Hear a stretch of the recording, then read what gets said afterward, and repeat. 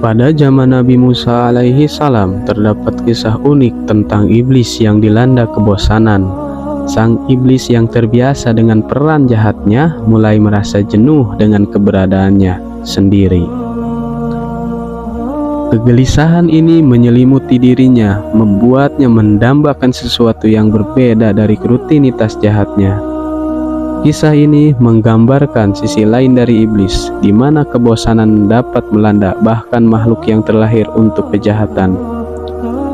Kegelisahan ini membuka peluang untuk perubahan, menunjukkan bahwa tidak ada yang statis dalam eksistensi, bahkan bagi iblis sekalipun. Keangkuhan iblis, akar kefasikannya.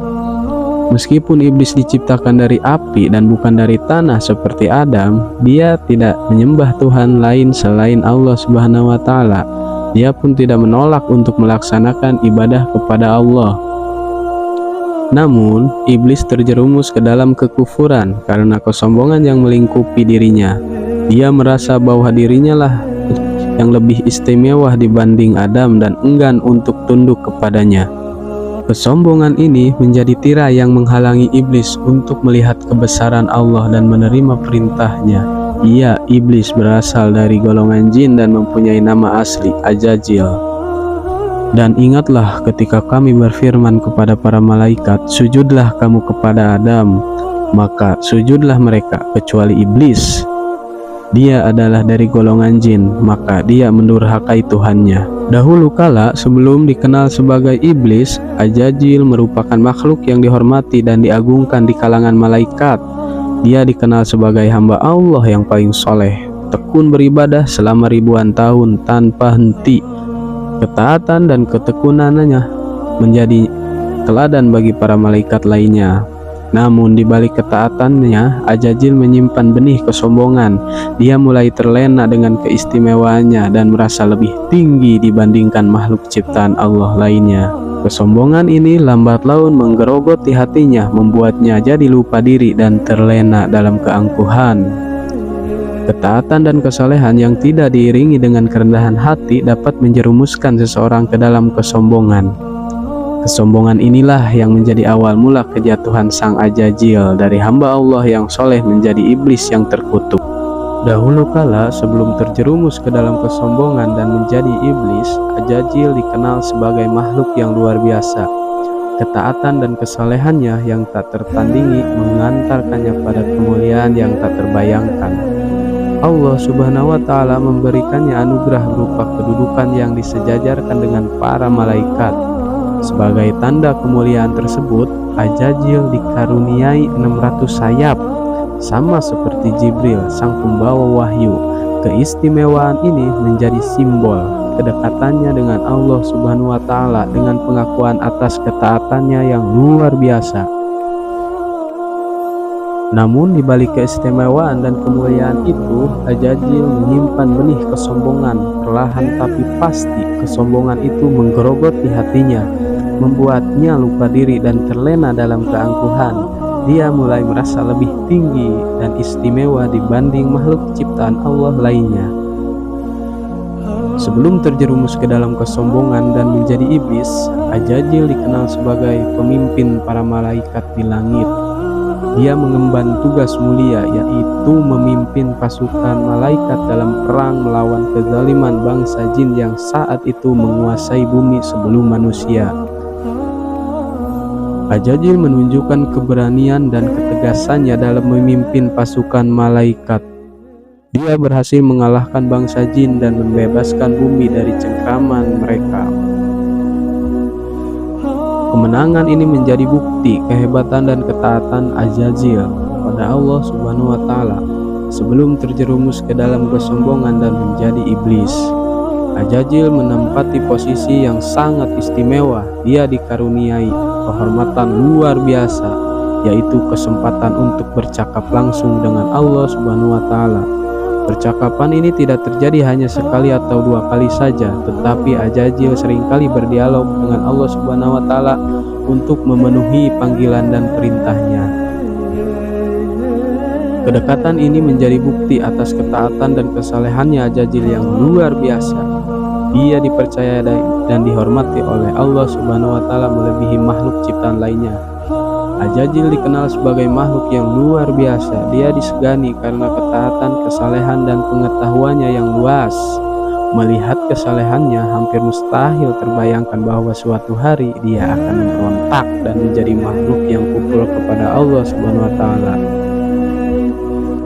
Kisah Ajajil sang malaikat yang terjerumus ke dalam kesombongan dan menjadi iblis merupakan pelajaran berharga bagi umat manusia. Sosoknya yang dahulu dikenal taat dan saleh menjadi bukti bahwa kesombongan dapat menjerumuskan siapapun, bahkan mereka yang paling alim sekalipun.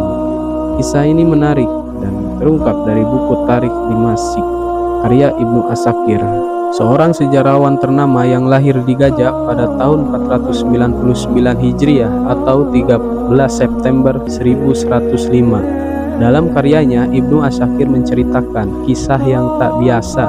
Kebosanan iblis, ya, iblis makhluk yang dikenal sebagai pembangkang dan terkutuk, ternyata mengalami kebosanan dalam keadaannya. Dia merasa lelah dengan statusnya sebagai kafir dan merindukan kembali menjadi hamba Allah seperti sedia kala.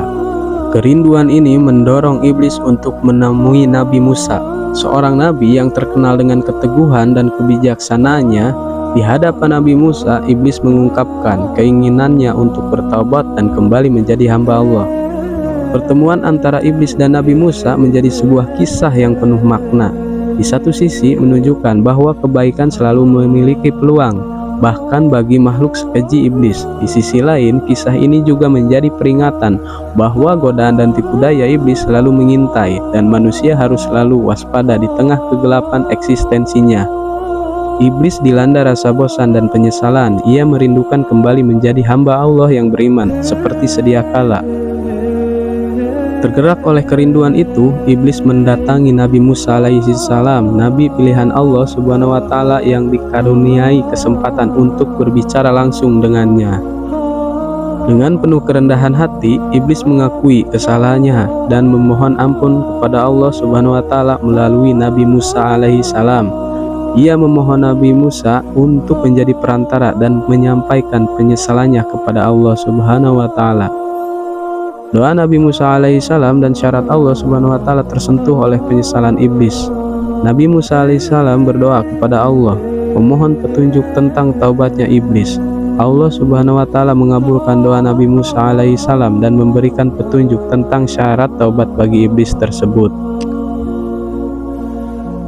Keesokan harinya, Nabi Musa alaihissalam menyampaikan syarat kepada iblis. Syaratnya adalah iblis harus bersujud di hadapan kuburan Adam alaihissalam. Kemudian kemarahan iblis dan penolakan syarat mendengar syarat tersebut, wajah iblis pun berubah drastis. Kemarahan menguasainya. Ia menolak syarat tersebut dengan tegas. Iblis menyatakan bahwa ia tidak mau bersujud kepada Adam alaihissalam, bahkan saat Adam masih hidup pun. Nasihat iblis dan ketiga waktu kedatangannya, meskipun penyesalannya ditolak, iblis tetap menghormati Nabi Musa alaihissalam. Ia memberikan nasihat kepada Nabi Musa alaihissalam dan seluruh umat manusia agar berhati-hati terhadap tipu dayanya dan bala tentaranya. Iblis menjelaskan bahwa ia akan datang kepada manusia pada 3 waktu, yaitu saat manusia marah. Iblis akan membisikkan kejahatan dan menguasai pandangan manusia. Yang kedua, saat peperangan, iblis akan membisikkan keraguan dan mendorong manusia untuk lari dari medan perang. Dan yang ketiga, saat laki-laki dan wanita bukan mahram duduk berduaan, dan iblis akan menjadi pihak ketiga yang mendorong mereka untuk berzina. Pesan moral kisah ini mengandung pesan moral yang mendalam. Pertama, taubat selalu diterima oleh Allah Subhanahu wa Ta'ala, tetapi ada syaratnya yang harus dipenuhi. Kedua, kesombongan dapat menghalangi taubat dan mengantarkannya pada kekecewaan. Ketiga, manusia harus selalu waspada terhadap tipu daya iblis dan bala tentaranya. Kisah ini menawarkan pelajaran berharga bagi kita semua. Hidayah, cahaya, petunjuk Allah Subhanahu wa Ta'ala tak akan pernah menerangi hati yang dipenuhi dengan kesombongan. Inilah sebabnya orang-orang kafir yang angkuh dalam kesesatannya akan semakin terjerumus jauh dari kebenaran. Kesombongan mereka menjadi penghalang utama untuk menerima kebenaran. Mereka terbuai dengan kesesatan dan menolak untuk membuka diri terhadap hidayah. Selain itu, penting untuk selalu waspada terhadap godaan setan dan manusia yang berniat menyesatkan. Setan, makhluk pembangkang yang terkutuk, senantiasa mengintai manusia. Ia tak henti-hentinya membisikkan kejahatan dan menggoda manusia agar terjerumus ke dalam neraka. Setan akan menjadi teman setianya di neraka, namun bukan teman yang membawa kebahagiaan, melainkan teman yang sama-sama menderita dalam siksa abadi. Semoga kisah ini memberi pelajaran bagi kita semua. Untuk itu, mari kita sama-sama berdoa kepada Allah supaya dijauhkan dari sifat kesombongan dan kesempurnaan. Hanyalah milik Allah Subhanahu wa Ta'ala. Kurang lebihnya mohon maaf dari cerita di atas tersebut, dan sampai jumpa. Salam sehat dan sejahtera bagi kita semua. Assalamualaikum warahmatullahi wabarakatuh.